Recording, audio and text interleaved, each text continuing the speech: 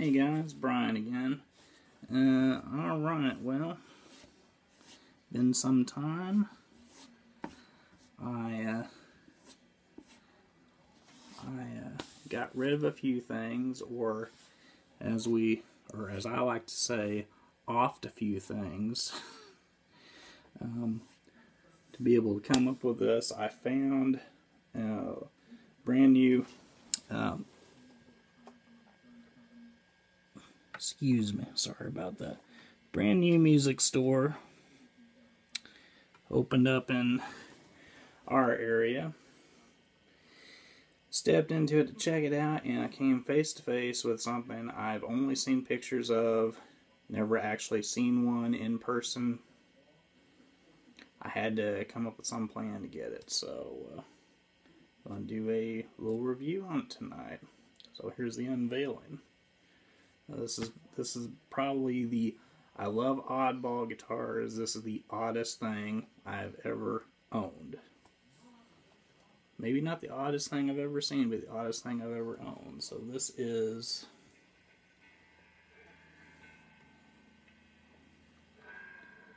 check this out. This is a Peavey Razer, R-A-Z-E-R. Of course, I still have this thing. I don't care much for black guitars, but hey, this is the only one I've ever found, so I'll live with it. So, Peavey Razer. So, just looking at that, it's kind of a, I'd say that's kind of almost like a backwards Randy Rhoads shape. A little bit of a wedge added down here to give you somewhere to rest it on your knee. This is a very comfortable guitar for playing sitting down, unlike a Flying V or a Jackson Randy Rhoads. But obviously this was Peavey's attempt to capture that hair metal market with the pointy guitars. They made these from about 1983 to 86. If you're familiar with any of the other Peavey models, classic Peavey models, the T60, T25,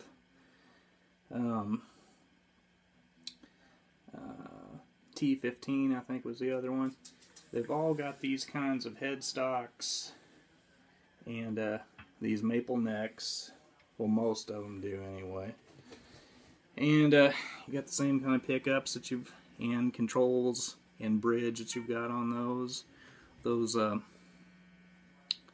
I don't know what they're called exactly, but they're kind of like these humbuckers. They've got this kind of magnetic rail in there, I guess. So instead of pins, they've got that metal. Of course, you got the cool knobs, tone control. I'm going to guess, I have not delved too much into specs on the internet yet. I think that's an alder body. But anyway, it's just one of those true oddball guitars. And like I said, I've never seen one up close, just seen pictures of them. Love to have it in a different color, but this is what I'll settle for. So, just a very quick run through.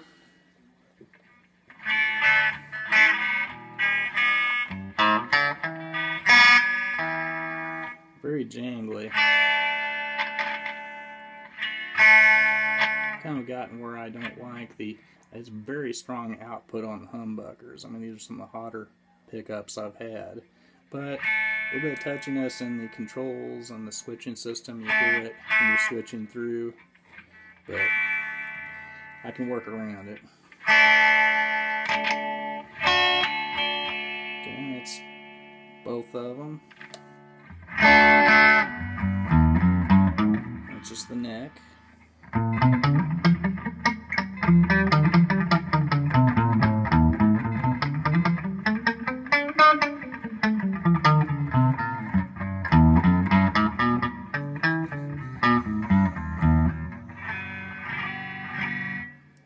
So there you go. That's a clean.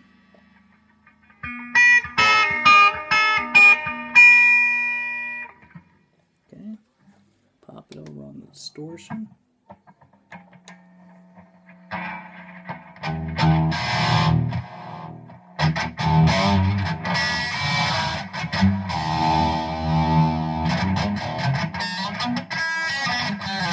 There you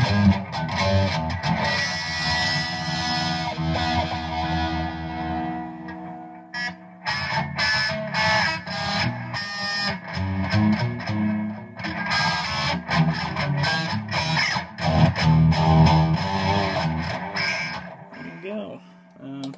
Only thing I don't care too much about this, and I've other guitars too, I've gotten where I really don't like the side mount input jack.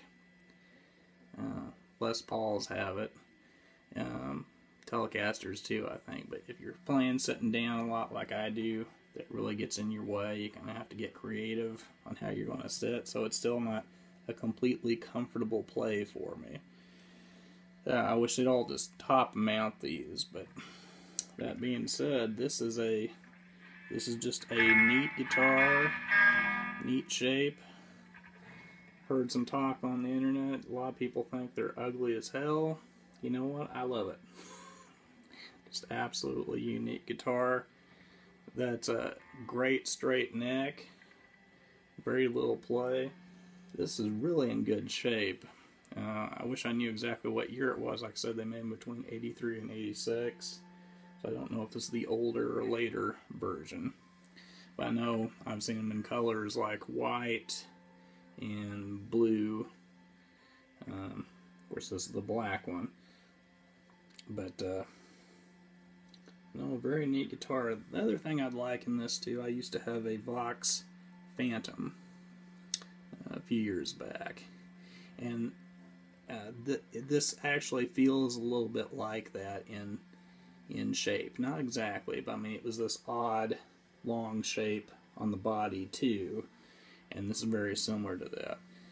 Light guitar. If you really want to stand out in the crowd, this is it.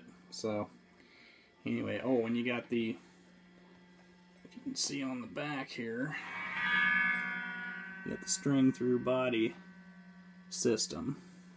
Of course, bolt-on neck. And made in USA. I think you can see it there, just under the Peavey, yeah. Cool guitar.